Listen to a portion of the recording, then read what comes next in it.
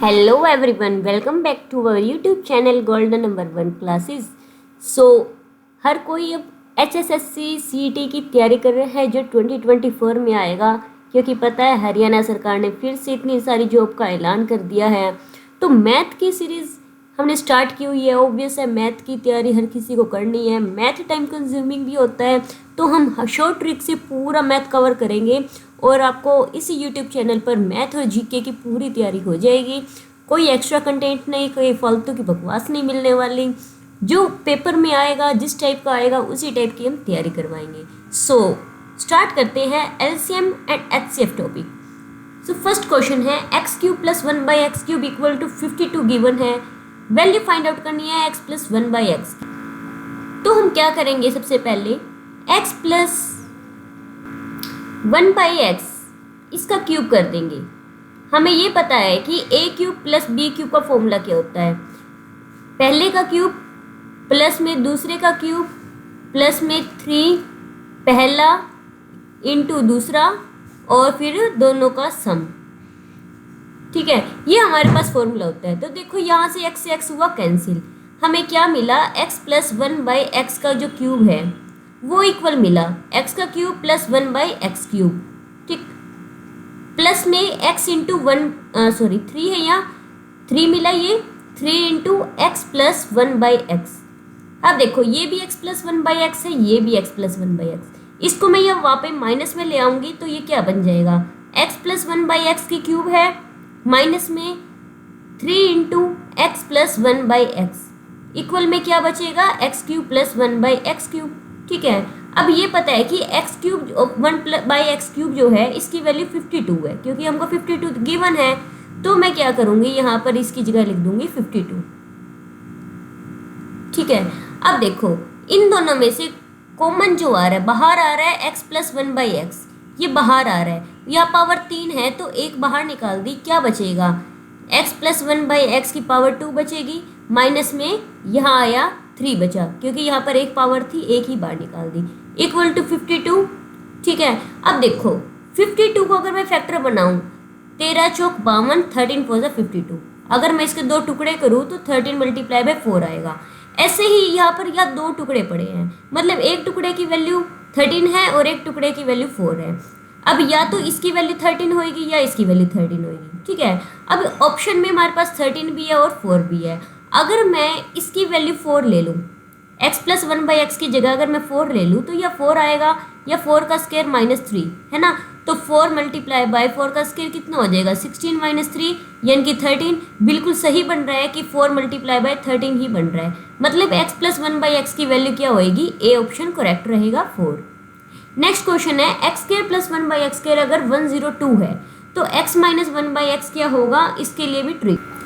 तो ट्रिक क्या है, अगर x² plus 1/x² equal to कोई नंबर हो a मान लिया, तो x माइनस 1/x जो होता है वो होता है अंडर रूट के अंदर a-2। ठीक है, यहाँ a की जगह कौन है, 102 है, तो यहाँ क्या आ जाएगा अंडर रूट में 102 माइनस में 2 यानी कि 100। 100 का रूट क्या होता है 10, तो ऑप्शन बी रहेगा करेक्ट। नेक्स्ट क्वेश्चन है t² minus 40 plus 1 equal to 0 है, तो वैल्यू इसकी निकालनी है। देखो ये बिल्कुल ईजी है, क्या करेंगे हम, t² प्लस का t इसके साथ ही प्लस का 1 इसके साथ रख देंगे इक्वल में, जो माइनस का 40 है वो यहाँ ले आएंगे, इधर आके हो गया प्लस का 40।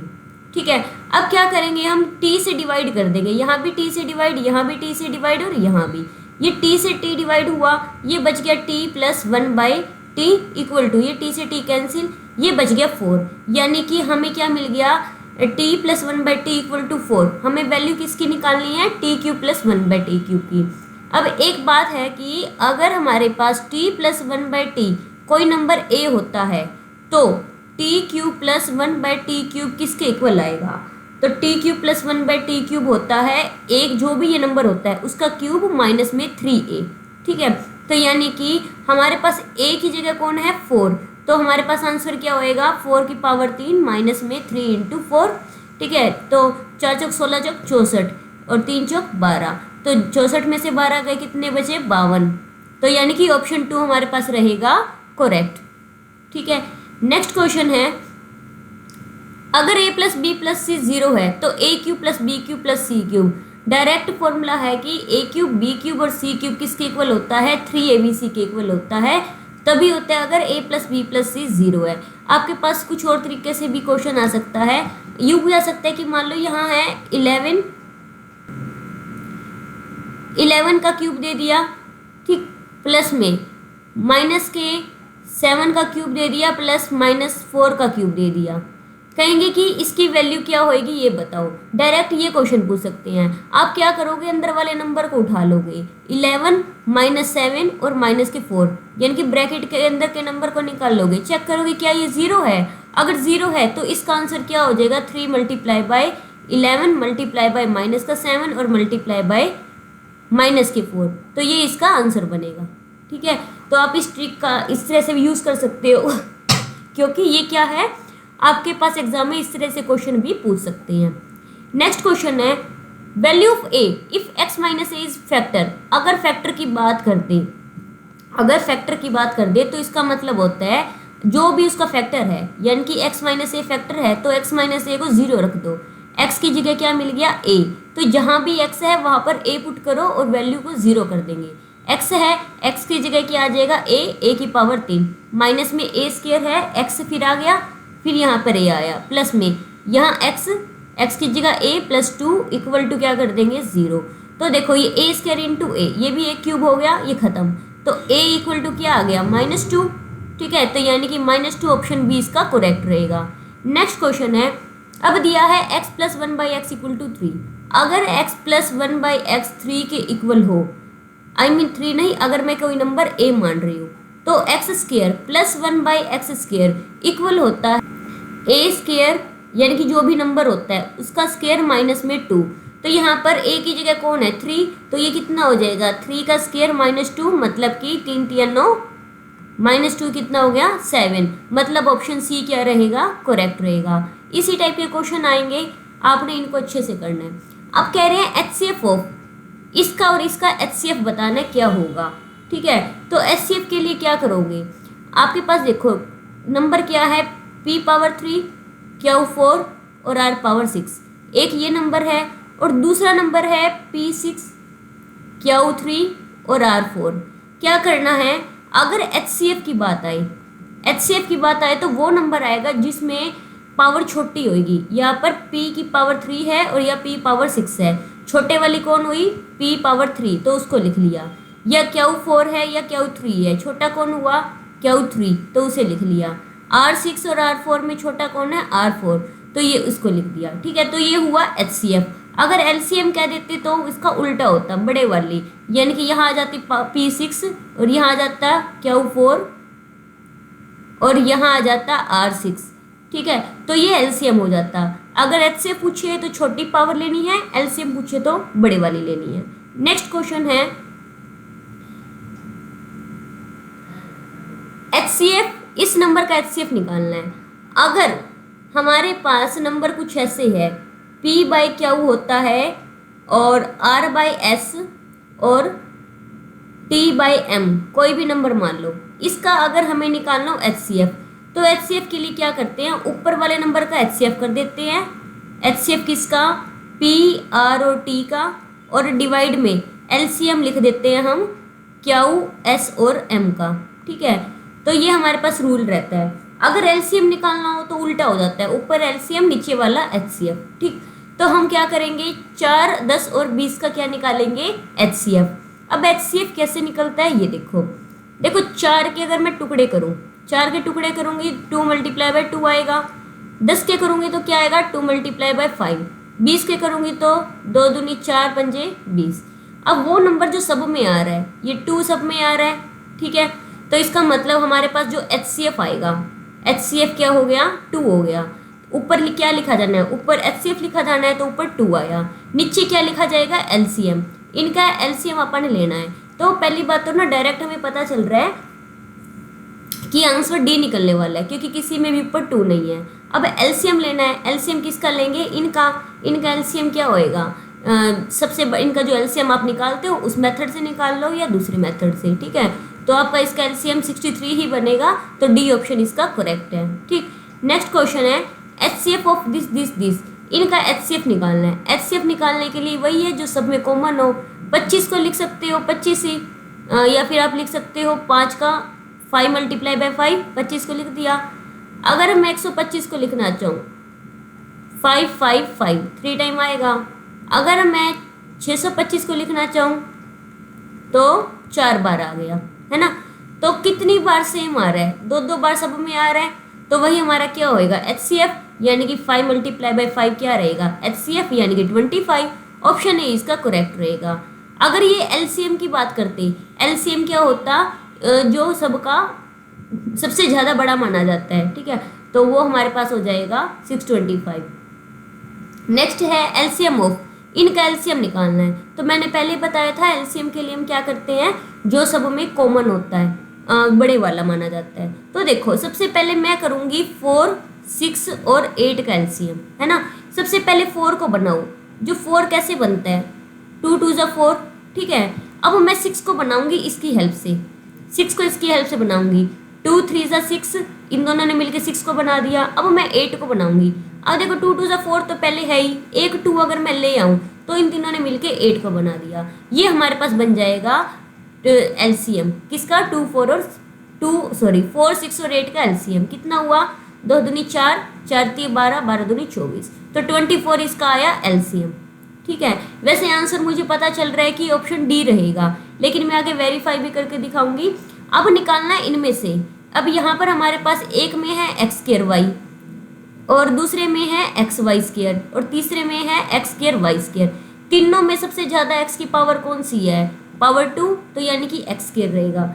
y में सबसे ज़्यादा पावर 2 है, तो y² रहेगा, मतलब 24 x² y²। ऑप्शन डी इसका करेक्ट रहेगा। नेक्स्ट है HCF निकालना है। इनका HCF निकालने के लिए क्या करोगे, जो सब में कॉमन आता है। अगर मैं 10 को लिखना चाहूँ, 10 को क्या लिख सकते हैं, 2 मल्टीप्लाई बाय 5। अगर मैं 15 को लिखना चाहूँ तो 5 मल्टीप्लाई बाय 3। अगर मैं 25 को लिखना चाहूँ तो 5 मल्टीप्लाई बाय 5। तो सब में कॉमन कौन आ रहा है, 5 कॉमन आ रहा है, तो 5 हमारे पास क्या रहेगा, HCF, है ना। तो मेरे को ये पता चल रहा है कि ऑप्शन डी इसका करेक्ट रहेगा। बाकी इन नंबर में से भी हमें चेक करना पड़ता है कि पीछे क्या आने वाला है। सबसे कम पावर x की कम पावर, यह 2, यह 1, यह 2, तो कम पावर 1 यानी कि x की पावर 1 रहेगी। y की भी सबसे कम पावर 1 है तो 1, z की भी सबसे कम पावर 1 है तो 1, तो यानी कि 5x 1 y1 और z1। ऑप्शन डी इसका करेक्ट रहेगा। सो नेक्स्ट क्वेश्चन है, the largest number with whom when we divide 35 and 63 we get 3 as remainder. मतलब है कि हमें वो नंबर निकालना है जिससे 35 और 63 को हम किस नंबर से भाग दें कि लास्ट में जो रिमाइंडर है यानी कि जो शेषफल है वो 3 और 3 दोनों साइड 3 3 बचे। हम क्या करेंगे, दोनों में शेषफल 3 कह रहे हैं, 35 में से ही 3 को घटा दो, कितना बचा 32। 63 में से 3 को घटा दो, कितना बचा 60। अब इनमें से वो नंबर चूज करो जिसके पहाड़े में यानी कि जो 32 और 60 को पूरा पूरा भाग दे। तो 4 जो है ऐसा नंबर है जो 32 और 60 को पूरा पूरा भाग देगा। इसके अलावा कोई भी नंबर ऐसा नहीं है जो दोनों नंबर को भाग दे, ठीक है, डिवाइड करे। तो हमारे पास ऑप्शन ए क्या रहेगा, करेक्ट। नेक्स्ट है, what number will we get after subtracting 8 from HCF of this। कह रहे हैं कि इसका जो HCF है, इनका जो भी HCF है, मान लो कुछ भी HCF A आया, A में से जब हम 8 को घटा देंगे, ठीक है, तो हमें कौन सा नंबर मिलेगा, इनमें से कोई एक नंबर है वो उसका आंसर रहेगा। इसके लिए इसका HCF हमें पता होना चाहिए, ठीक है। तो इसमें से मिलना आपको इतना आसान नहीं है। अब क्या करोगे, हमने 8 को घटाना है ना, तो इन नंबर में 8 को ऐड कर दो हर किसी भी नंबर में, ठीक है। अब देखो 8 ऐड करने पे हमें क्या मिलता है 18, यहाँ 8 ऐड करने पे 21 मिलता है, यहाँ 8 ऐड करने पे 20 मिलता है, और यहाँ 8 ऐड करने पे 19 मिलता है, ठीक है। अब 19 मिलता है, हमने अब ये देखना है कि क्या ये वाले नंबर ऐसा, इनमें से ऐसा कौन सा नंबर है जो तीनों को पूरा पूरा भाग दे, ठीक है, डिवाइड करे। तो अगर मैं 20 को उठाती हूँ सबसे पहले, 20 के फैक्टर बनते हैं 2 मल्टीप्लाई बाय 10, यानी कि 10 से कौन सा डिवाइड होएगा, इनमें से कोई भी डिवाइड नहीं होएगा, तो सी ऑप्शन हो नहीं सकता। ठीक है, 18 के अगर मैं फैक्टर बनाऊं, 18 के क्या क्या बनेंगे, 3,